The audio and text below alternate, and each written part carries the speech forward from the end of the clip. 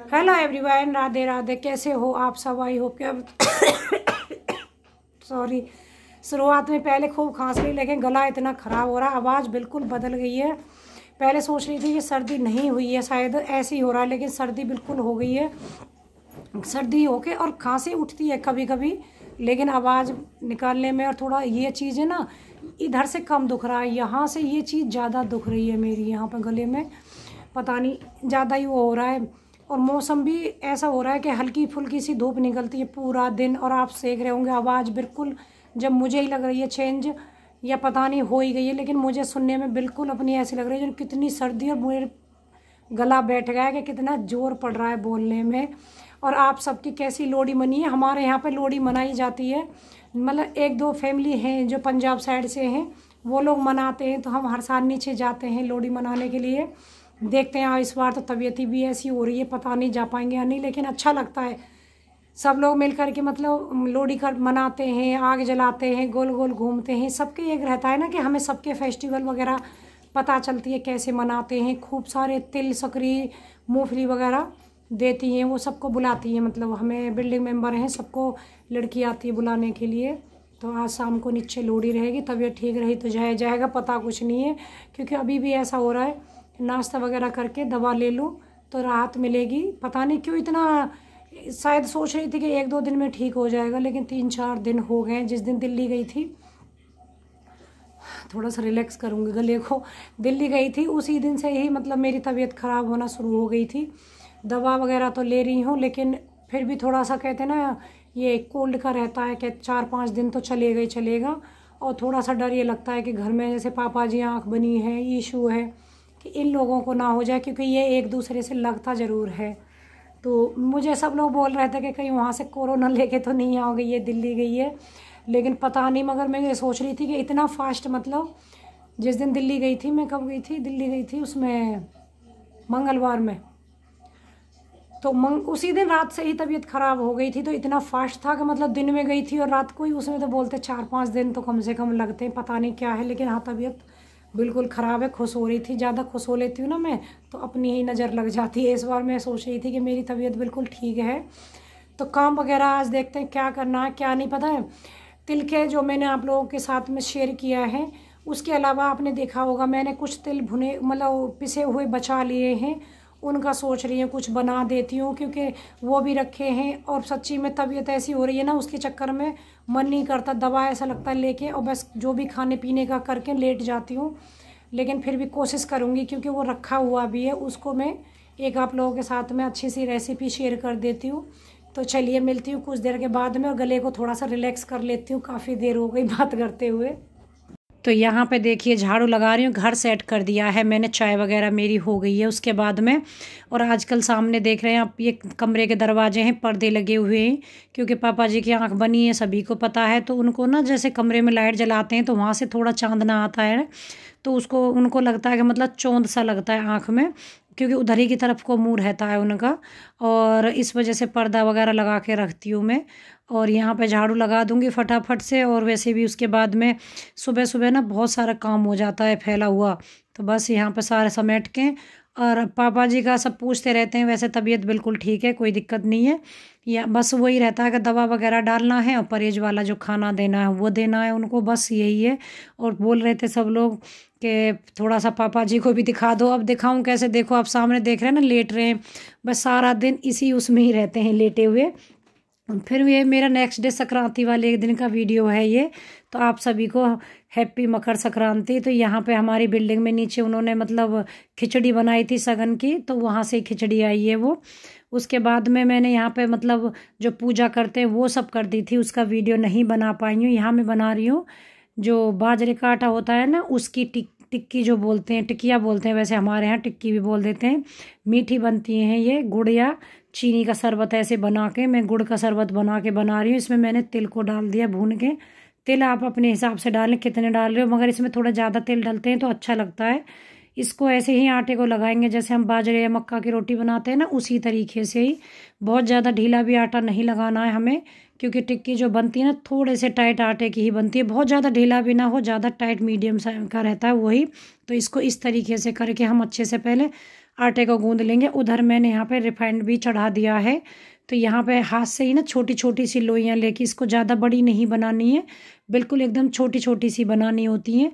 हाथ से इस तरीके से बढ़ा सकते हैं, या चकला बेलन से जिसको ऐसे नहीं आ पाए उससे भी, लेकिन हाथ से ही बन जाती हैं। बस इतनी छोटी छोटी सी ये बनाई जाती है। गैस को मैंने यहाँ पे बिल्कुल पहले तो तेज पे गरम कर लिया था मैंने ऑयल, उसके बाद अब बिल्कुल सिम से भी मतलब थोड़ी ज़्यादा है, मीडियम से थोड़ी सी कम करी हुई है। क्योंकि गैस अगर तेज करके हम अगर इनको बनाते हैं ना, तो ये क्या है, ऊपर से तो अच्छे से सिक जाएंगी, लेकिन मक्का या बाजरे का आटा जो होता है धीमे धीमे ही सिकता है, अंदर से ये कच्ची रह जाती हैं, जो कि टेस्ट में अच्छी नहीं लगती। इसलिए आँच को इसको धीमे करके ही हम इसको सेकेंगे। थोड़ा सा मैंने इसमें परात में तेल डाल लिया, हल्का हल्का ऑयल का हाथ लगाते हुए हमें इन्हें सेकते चले जाएंगे। क्योंकि ये ना थोड़ी सी कड़क सी हो जाती हैं, तब अच्छी लगती है, लेकिन खाने में बहुत टेस्टी लगती हैं। और किस किस के यहाँ इनको बनाते हैं मुझे कमेंट करके ज़रूर बताइएगा। बाजरे के आटे की टिक्की हमारे यहाँ तो यही बोलते हैं, और तुम्हारे यहाँ पे क्या बोलते हैं आप बताना। मक्का के आटे की भी बहुत लोग बनाते हैं, लेकिन हमारे यहाँ बाजरे के आटे की ही बनाते हैं। यहाँ पे मेरा थोड़ा सा शरबत बच गया था, तो मैंने यहाँ पे गेहूं का आटा लिया, उसमें भी तिल भून करके अच्छे से डाल दिए हैं। तो इसके बनाए हमने गुलगुले, मतलब तैयार कर लिया आटा, यानी कि पूड़े। हमारे यहाँ तो पूड़े ही बोलते हैं, राजस्थान में काफ़ी जगह गुलगुले बोलते हैं इनको। तो यहाँ देखिए हमारी टिक्की गुलगुले हो गए मकर संक्रांति पे बन के बिल्कुल तैयार। तो आप लोग भी आ जाइए, टिक्की और गुलगुले खा लीजिए। और मैंने पूजा में निकाला था, मतलब दाल चावल नमक मिर्ची सब पूज करके, और जो कूड़े वाली थी वो भी आई थी लेने के लिए। ऐसे मैंने दिखाया नहीं उनको, एक साड़ी मतलब 51 रुपये और दाल वगैरह सब में दे के लड्डू गोपाल जी को नहला के, उसके बाद में दाम मतलब पूज कर सब कुछ उनको दे दिया। मूंगफली वगैरह रेवड़ी ये सब भी दी जाती हैं, ये सब दे दिए। यहाँ पे मैं बथुआ साफ़ कर रही हूँ।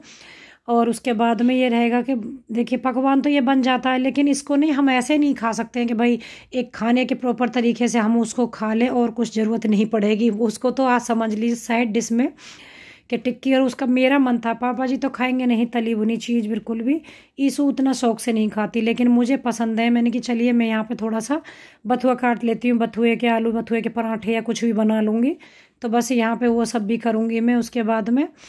तो मकर संक्रांति पे आप सबके यहाँ पे क्या क्या बनता है? हमारे यहाँ पे बहुत ऐसा कुछ नहीं है, जैसे खिचड़ी वगैरह पूजी जाती है बाजरे के आटे की, मतलब सॉरी बाजरे की ही खिचड़ी बनती है गांव में, लेकिन यहाँ नहीं बना सकते शहर में।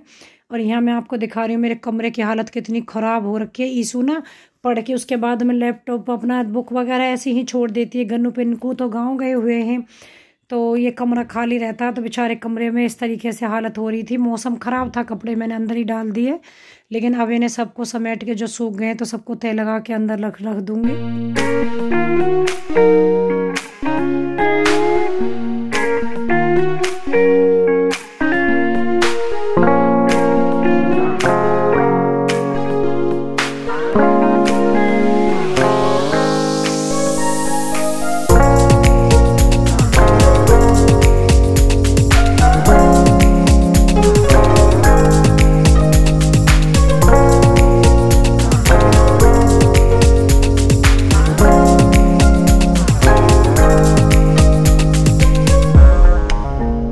आवाज़ बिल्कुल बैठी हुई है, गला आप लोगों को हो सकता है आवाज़ से पता भी चल रहा होगा, जीभ भी काफ़ी लड़खड़ा जा रही है बीच बीच में बोलने में।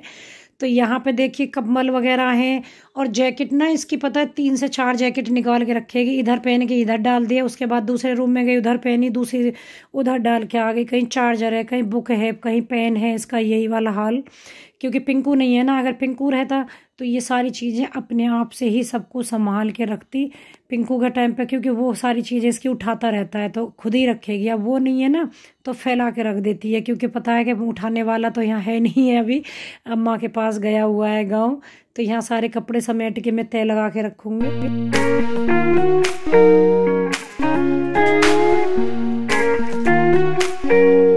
और यहाँ पे उस दिन हम मार्केट गए थे ना चांदनी चौक, तो वहाँ से हम आरती का जो शगन का सामान था वो भी लेके आए थे।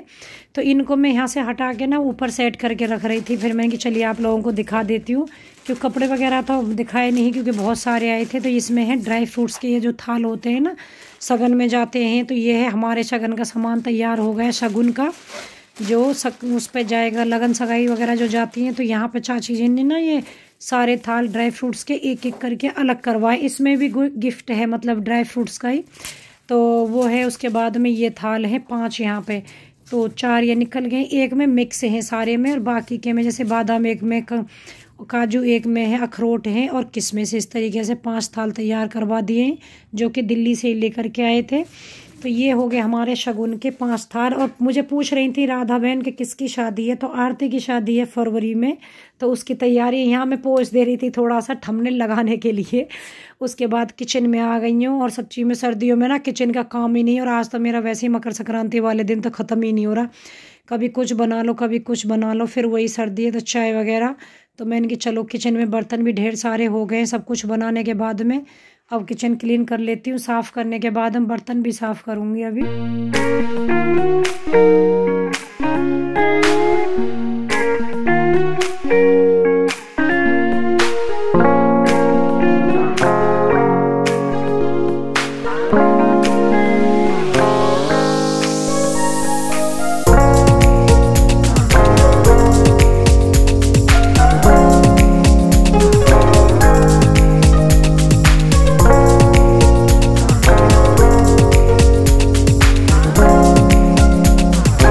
कहने में हम 3 मेंबर हैं घर में, लेकिन फिर भी कितना सारा काम हो जाता है। मैं, पापा जी, ईशू, बच्चे हैं नहीं, लेकिन फिर भी मैं सारा दिन कुछ ना कुछ लगा ही रहता है, खाने पीने का चुटर पुटर वैसे भी।